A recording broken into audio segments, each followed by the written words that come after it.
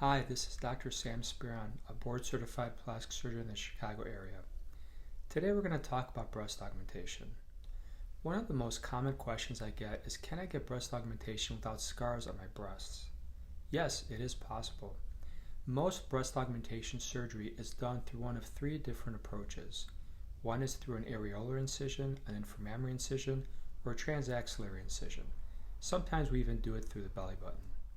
There are some variables that we look at. One of the most important is how droopy your breasts are and if you need a lift at the same time. That's a really critical component to this. Some patients are unwilling to accept small, barely perceptible scars on their breast area, and that's okay. And if you're one of them, you have two alternative techniques that you can think about. The first technique is a transaxillary endoscopic approach. With this surgery, a small incision is made in the hair-bearing area of the armpit. It heals pretty well, but you technically do have a scar, it's just not on your breast area. You can do saline or silicone implants through this approach, and you can even exchange older implants with this approach. However, lifting is not able to be done through this approach.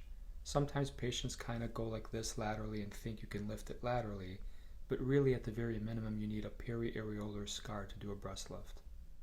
The second scarless breast augmentation technique is autologous fat transfer or grafting. Here, fat is harvested from a different part of your body, usually the abdomen or thighs, and it's processed, it's refined, it's purified, and then it's injected with microfat injections through the breasts. This typically also can have a couple of very little scars to put the fat grafts in there. Sometimes I'm able to use a needle for this, and you don't have any cuts. However, what you need to remember is that not all of the fat survives, so this is typically reserved for a smaller breast enhancement surgery.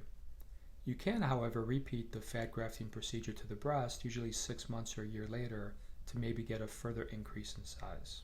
So technically, if you have a couple little scars to put the fat grafts in, that kind of has a scar too. So the short lesson is, talk to your plastic surgeons. Plastic surgeons usually always try to make the smallest possible incisions. We position them typically where they are the least visible, and we use the latest techniques to try to get them to heal optimally. Postoperatively, most plastic surgeons have a routine. They give specific instructions for postoperative scar care.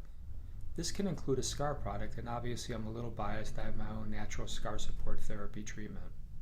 You have to be careful because honestly, there's no guarantee you're not going to get a scar with anything that we do, even if we don't actually make a cut.